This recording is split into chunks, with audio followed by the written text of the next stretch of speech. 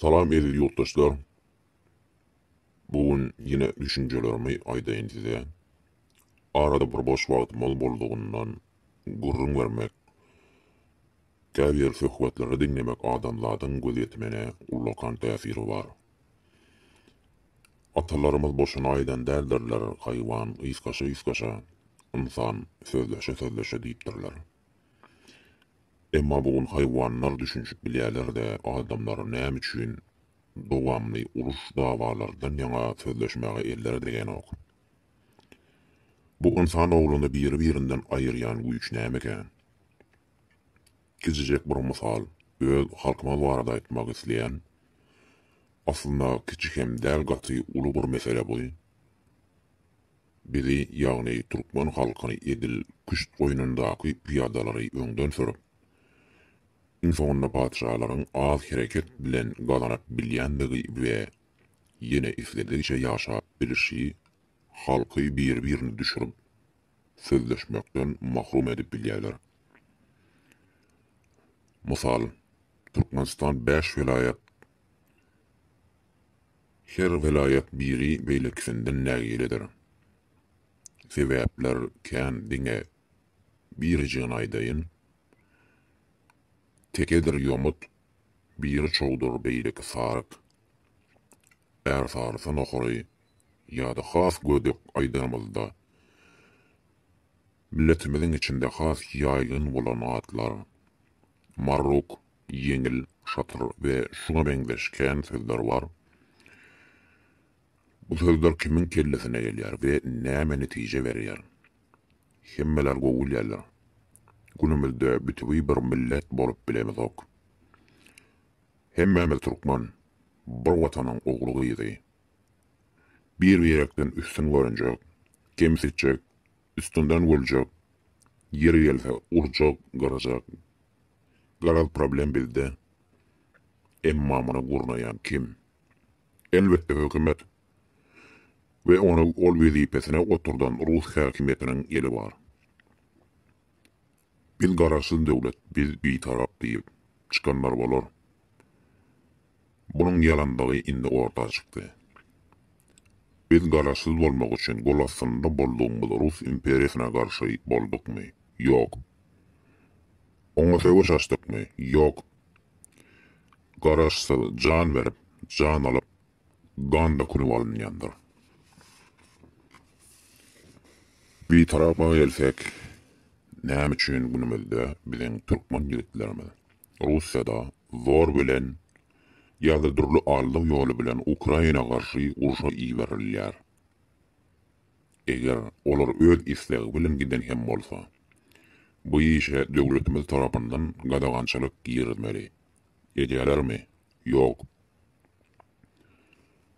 Her sene ol ýerde kemsitilýän ýa-da ýurduna gitmek isleýän ýyldaşlarymyza döwlet golgadanok. Diňe Russiýa däl, Türkiýede de şeýle.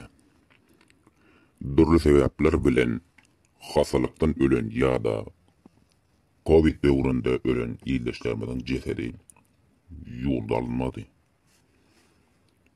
Diri galanlar özleri gidesi gelen oklar. Sebäp iş ýok, gazanç ýok, jörek ýok, kelle boş, garyn boş, kise boş. Kimisler beýle sepil durmuşy. Gynansak da Türkmen milleti öz watanyndan bizar hala geldiler. Ýöne şu ýurdan düzelmegini islanoklarmy ýa-da haçan we kim düzeldir diýip garaşjakmyka? Şeýle de kän garaşdyk. Henüz çykmady. Düzeltmek isleýänleri we şu meseleleri dile getiren ýurtdaşlarymyz watan döni gatyn aldylar. Ortadan ayırdılar, tosuk ettiler. Iyun ayının 10'unda saat 20'de Milli Halas Ediş Komitetinin agzalary Günefir'de ýygnanşyk etdiler. Merdan Muhammedow ýatladylar. Ol ýaşygydyň tosuk edilende bar ýyl bolupdyr. Ol oğlunun eden işleri barada her bir agla bellap geçti ve bu halky ýagty gelejege ekidip biljek önemli şahslaryň biridi. asıl vatanın düzenli şekilde öňe gitmesini istemeyen açık hakimiyet vatana hıyanet etmiştir. Dünyada tebii gaz baylığında 4. orunda durýan Türkmenistanyň halky gariplikde sürünüp ýörkä muny dile getiren bilimli bir ýaş oglan dönük bollarda men döwlet diýip ýurdun baýlyklaryny tozduran vatansewer boldy. 1880 ýylyndan basawalyjy ruslaryň Türkmen topragyna giren gününden bugüne çenni hiç çykmadylar. 1924 ýylynda beýik gahramanymyz tarapyndan gurulan hakyky garaşsyzlygymyz 1938 ýylda Rus güýçleri tarapyndan gaýgysyz Atabaýewy we ýakyn egindeşi Nedirbay Aytakowy öldürmek bilen ýykdylar. 1990 ýylynda Saparmurat Niýazow tarapyndan gurulan ýalandan garaşsyzlygy häle bugün bilemsiz halkymyz öwmek bilen boýsanýarlar. Asyl Niýazowy ýurda baştyn edip goýan ýene ruslar niresi garaşsyzmy? Ýokarda belläp geçişmez ýaly garaşsyzlyk üçin aýgatly hereket eden gahramanlarymyz ýok edildi. Ine de bugünkü halymyz ortada. Heniz ruslardan ne aralyp bildik, ne de golasından çekdik. Göýektepe gyrgynçylygyny unudan däldirselerine. Ruslar edil şu günleri Türkmenleri görkezmek üçin etdimi, ýa-da ýerasty baýlyklarymyzy özleri ulanmak üçin etdimi, ýa Türkmen halkyny ýok etmek üçin etdi, ýa-da bizden gorkdymy? Şu sebäplerin hemmesi de bar diýsek bolar. Asyl diňe ruslar däl, dünýäniň her ýerine gorky saldy bu Türkmen. Oğullar, heniz Türkmen bolmadan öň adamyzy şeýledi. Umuman aýdanymyzda türkler Selçuklu döwletiniň nirelerinde nam salmaş hemme menden gogulýar. Osman imperiýasyny hem Türkmenler gurdy. Osmanlynyň giden ýollaryny bütün dünýä bilýär. Many ruslar mı gözden gaçyrar? Pikir etmäň, soguş bilen Türkmen aýagy astyna alyp bolmaz. Many gogulýarlar.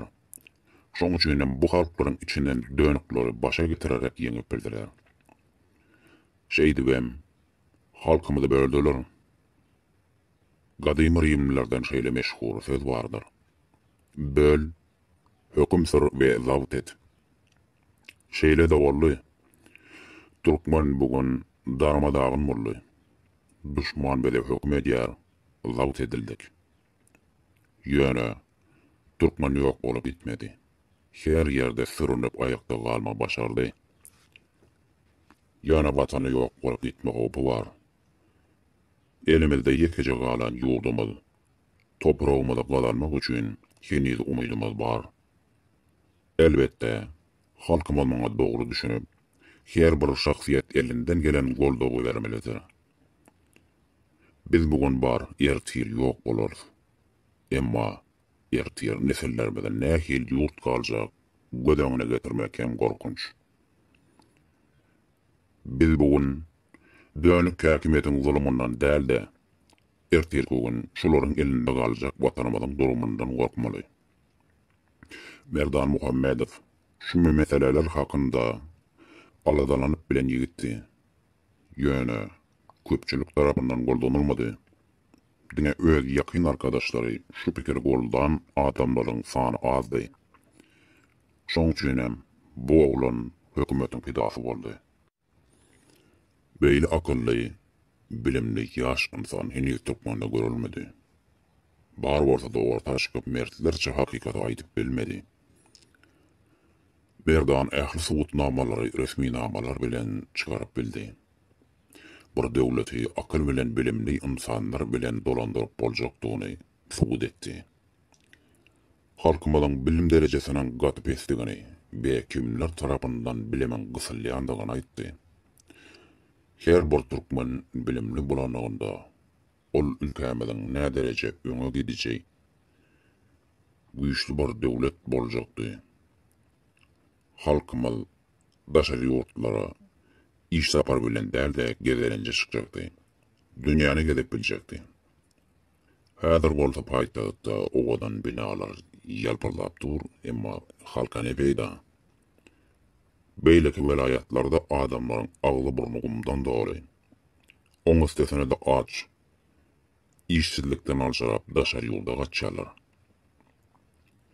Dünýä sığmajak baýlygy bolan ýurdun halky bugun sergezdan. Bu halky şuna düşüren hökümet keýp edýär. Özüni hiç diýerli. Toprağımyň baýlygyny 4-de 3 bölegini düşman Ruslary ýidirýär. Onuň sebäbi düşnükli. Hökümet bolmak üçin elbetde Ruslara hyzmat etmeli. Bolmasa janyňdan bolýan. Mertlik olara yaraşarmy? Namardyň işi gatan zat. Düşmana hyzmat et. Halkyňa zulüm et. Ömrüň ötgençe baý. Bol elinlikde ýaşa. Ýurt näme bolsa bolsun. Gurban olaynyň pikiri şeýle. Serdar hakyny aýdywam oturjak däl. Sebäp onlar ol ýok. Dönüp atasynyň görkezden ýolundan ýörýär. Özüniň ýol ýodasy ýok. Adyny hem nasip däl. Inediz ýurtdaşlar, indi biz bir halk bolup, bir maşgala ýaly birlik bolup, batanymyza eýe çykmagymyza wagt boldy. Pikir edin, bugun biz dagadyk. Ertir çağalarymyz kimin elinde galjak? Soňra batan ýok boljak. Özüne döwlet diýip, edenýe diýen häkimlere de değişişler. Siz hem ýitiriljeksiniz. Ya halk tarapyndan, ya da size welipe beren düşman Rus eşekleri tarapyndan bolar. Sağ bolun, aziz vatandaşlar. Galyň sağlyjakla.